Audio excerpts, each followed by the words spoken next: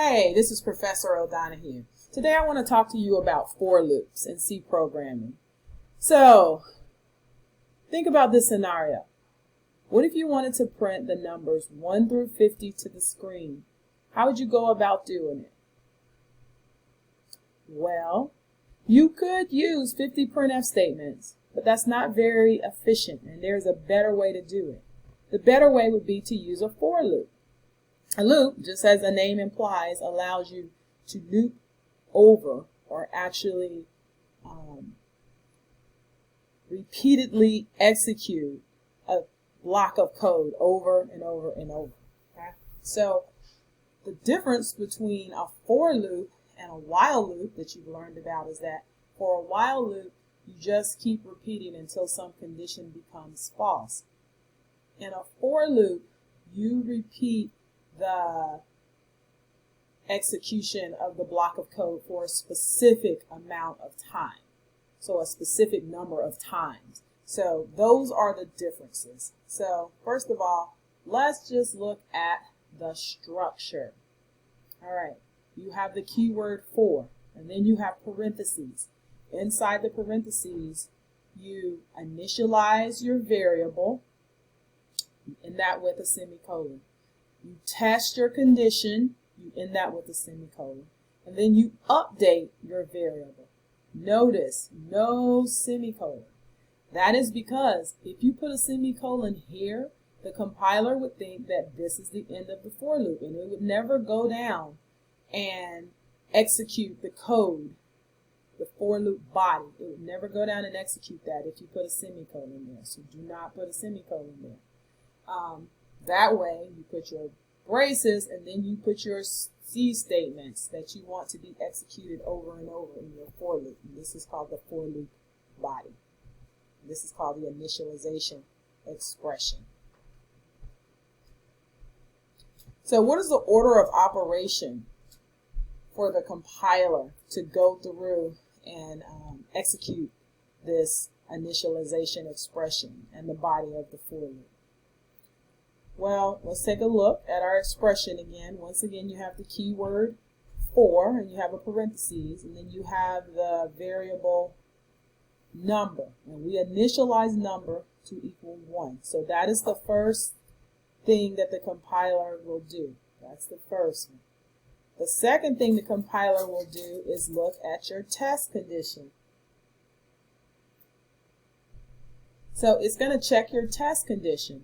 Our test condition for this example is that number has to be less than 51.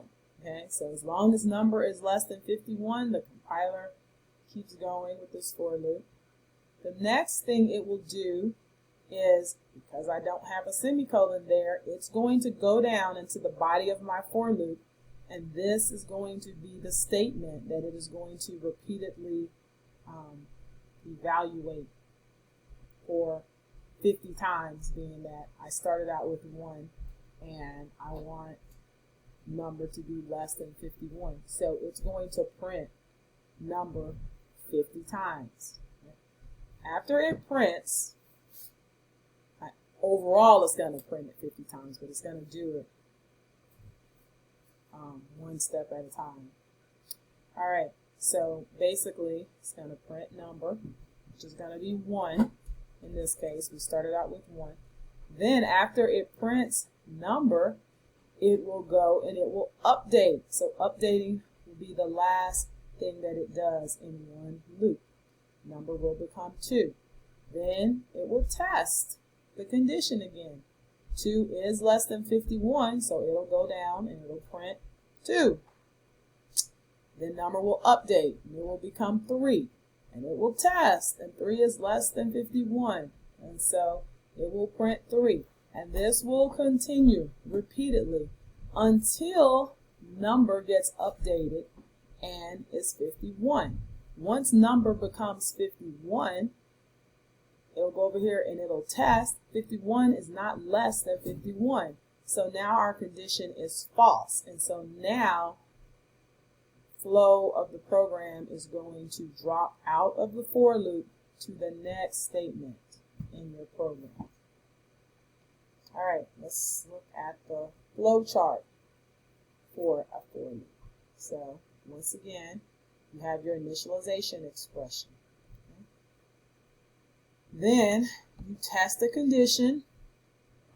If the condition is true, you go into the body of the for loop and you execute those statements. After you execute the statements in the body, you update your variable, and then you go up and you test your condition again. Okay. If the condition is true, then once again you go through the body and you update your expression.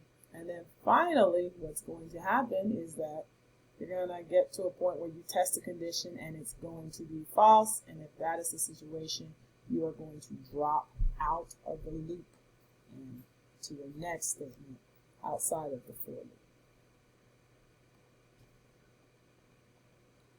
All right, as always, the best way to see what's going on with the program is to run that program.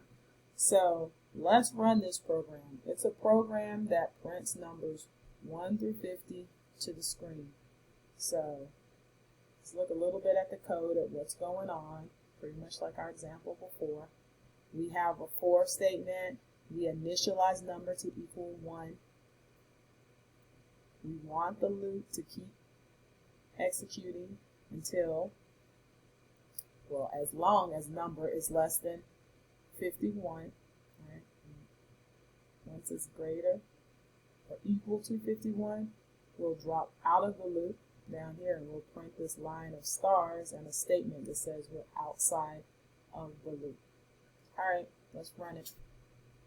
All right, so I put it in code blocks.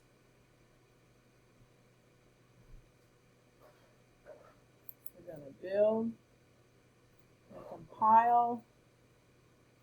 Make this a little bit bigger so you can see it, and let's make it white. All right, so just as we predicted, it has printed out the numbers 1 through 50 to the screen. After it got to 50, it dropped out of the for loop. It came down here and it printed this line of stars, and it printed us a message that says the program is now outside of the for loop because number is equal to 51, and our for loop only went for 50 times. All right, so our next example asks the question, what happens if your update is a prescript instead of a postscript? Does that change anything? Well, what's a prescript? Remember how prescripts and postscripts work. If you have a prescript, that means that you update the number first and then you assign it to your variable. If you have a postscript, like we did in the prior example, that means you assign a value to your variable first, then you update the variable. So let's see if it makes a difference if we use a prescript as opposed to a postscript.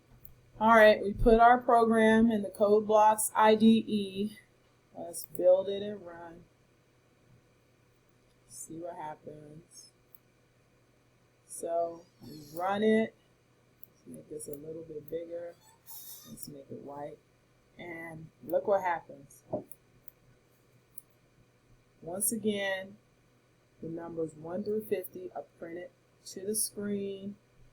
At 51, the program drops out of the for loop, prints this line of stars, and it prints a statement. The program is now outside the for loop because number is equal to 51. So it really doesn't make a difference. Okay, the reason why it doesn't make a difference is because remember our order of operations for a for loop. The first thing you do is initialize your number. Then you test the condition. Then you drop into the body of the for loop and you execute the code. After you execute the code, that's when you go up and you update your number. It doesn't matter if it's a prescript or a postscript because it always happens after you've already executed the code. So let's move on to our next example. All right, example 3, our final example. we asked the question, what happens if you put a semicolon after the closed parentheses?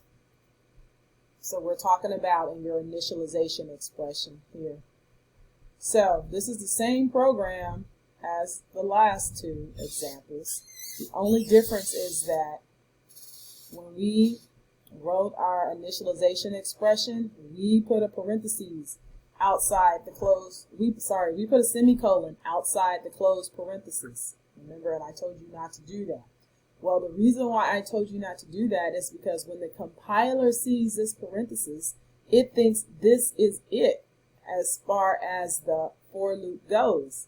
So it does not consider this part to be the body of this for loop.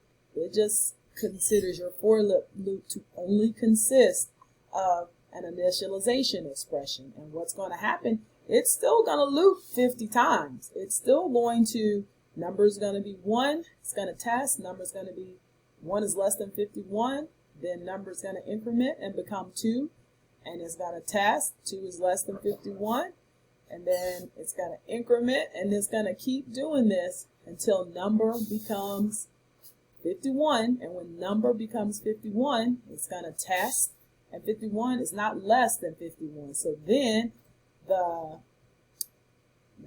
condition is going to be false, and so it's going to drop out of the loop, and then it's going to print number, which should be 51 at that point, and then it's going to print this line of stars, and then it's going to print the statement that you are outside of the loop. All right. So let's go look and let's see if that is indeed what happens. All right, we're in code blocks. Let's build and execute. Let's make this big. All right, so just as predicted, it's printed 51, okay, because it has dropped out of the loop at this point. It's printed the line of stars, and it's printed a message that says program is now outside of the for loop.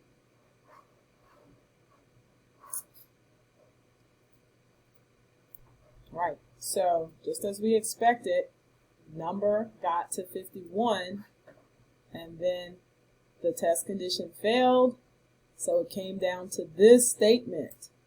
Because of the semicolon, it came down to the next statement, and it printed number, which was 51, then it printed the stars, and then the message. So make sure that you do not put a semicolon after your initialization expression for a for loop, because it will not work the way you are expecting it to work.